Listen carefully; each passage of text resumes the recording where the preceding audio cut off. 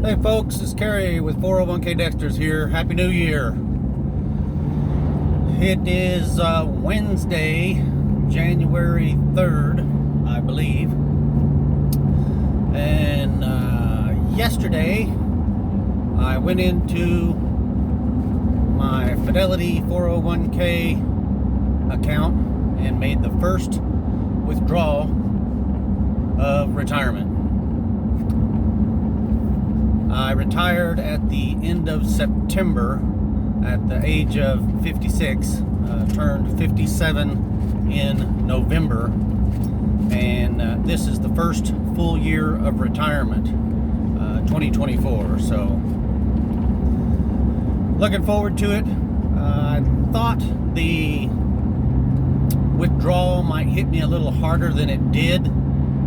Linda and I have been living off our savings. We put money away for the last several months of my working career with the intention of not making a withdrawal from the 401k until 2024.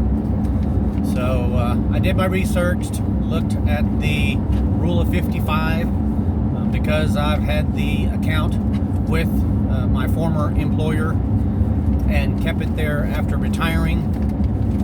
I was able to withdraw from it without taking a 10% penalty. So that's a relief.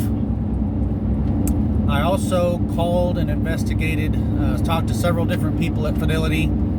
I think I remember Steve from Steve Retirement Corner talking about his interaction with Fidelity and having to talk to multiple representatives to make sure that his withdrawal strategy was one that was allowed for his particular plan.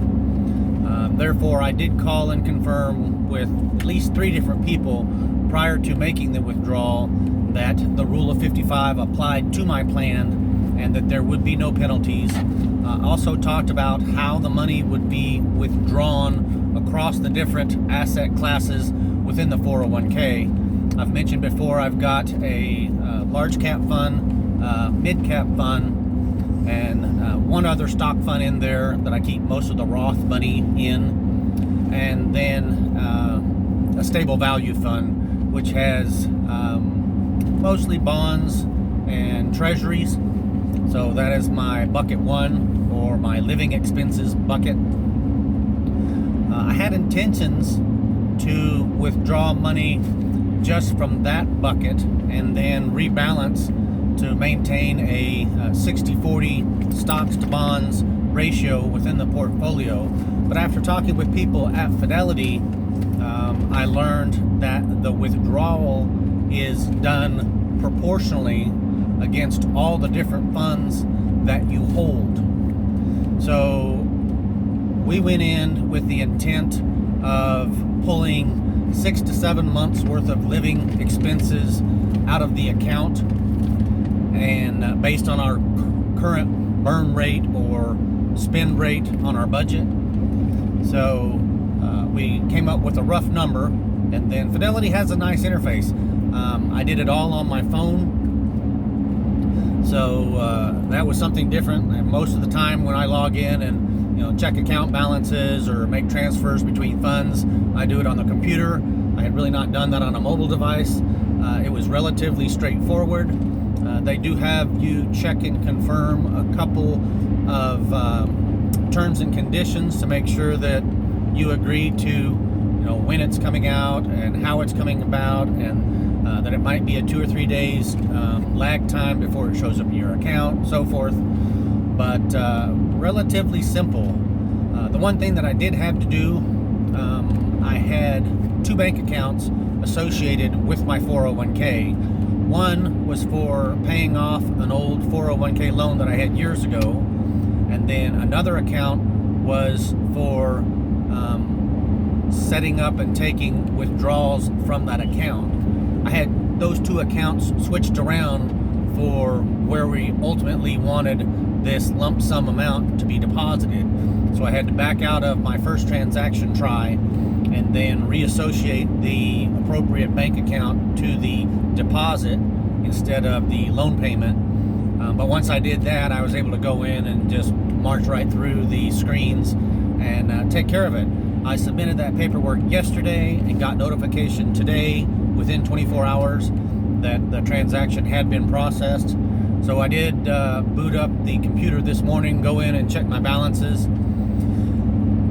One, to make sure that the transaction took place, but two, to see if in fact the spread of the withdrawal hit the accounts as I was expecting. And the delta between where I was at 60-40 and before and after only changed, I want to say, less than 0.5%. So it is true, and I also didn't check the account in the last couple of days.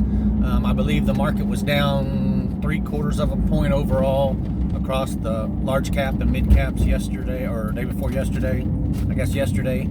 So that may have accounted for some of that 0.5%. I'm not sure. But again, it was as if I was transferring funds from one bank account to another. There wasn't anxiety associated with it. Linda and I had talked about this process up to this point, living off of a savings account, transferring money from a savings account to a checking account to pay bills and so forth. So it wasn't a huge milestone that I was kind of expecting. So wanted to share that with you guys. Had some other kind of heartening news, is that my mom, who is 85 years old, went into the hospital on Sunday.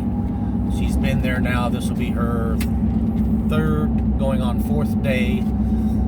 We all came down with something on Christmas. Congested, cough, scratchy throat. Several of us, let's see, me, my younger sister, one of my middle sisters came down with it.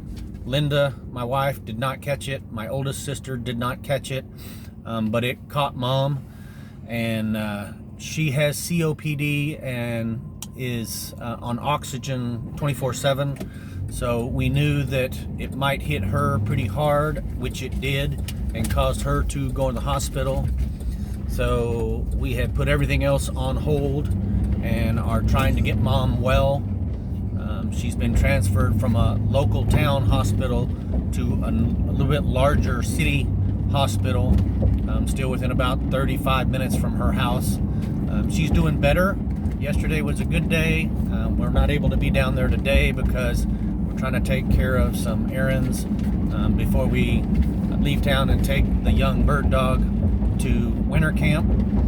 But they said that she wasn't doing real well, but the doctor came in and said if she doesn't start eating, they'll have to put a feeding tube in her, and that kind of got her attention. So she started eating and drinking better, which is encouraging. I'm on my way now to take the dogs to a kennel. I'm not quite sure why it is that this trip corresponds with videos that I seem to put out, but it's a convenient drive, not too much traffic. The dogs are being well behaved back here. Not real excited about going to the kennel, but they're not too bad. So you guys say a few prayers for Mom. She could use some. Appreciate all the sympathies and heartfelt thoughts. We knew that this day would come. Mom's not been in the best of health for a long time, and we knew that it might be just one illness that would put her in the hospital, and it caught up with her on Christmas. So prayers for Mom. We are taking a break from hospital visits today, getting things around for the trip. Tomorrow morning we leave early. I hauled horses down to the homestead property, dropped them off yesterday, moved a new round bale into one of the paddocks for the cows. They immediately went over there and started munching on them. I've got a new neighbor right down the street from the homestead that's coming to feed the horses and check on them, so they should be safe. Got to put the rest of the dogs in the kennel, and then tomorrow morning we will get up at 4 o'clock and load Raider up in the kennel and Linda's SUV and hit the road. We're going to leave Dallas area, head up towards Texarkana, and then shoot up through Little Rock and towards Memphis. We'll hit Memphis and then circle around the south side and then drop down into the northern side of Mississippi to the Hell Creek Wildlife Management Area and drop Raider off to Dan DeMandro of Monkey Shine Kennels. Dan is there running the NGSPA, that's the National German Shorthair Pointer Association All-Age Invitational. He's got 3 dogs running, and then he will take Raider back to his winter camp in Georgia for steadying them up and winter training, get them in shape for the spring field trial season. So, New Year is kicking off hard and steady. All kinds of projects. Want to make sure that Mom's taken care of and gets back home healthy. And we're going to shoot over to Mississippi and back. We will keep you guys posted. Happy New Year, everybody. 401k Daxters out.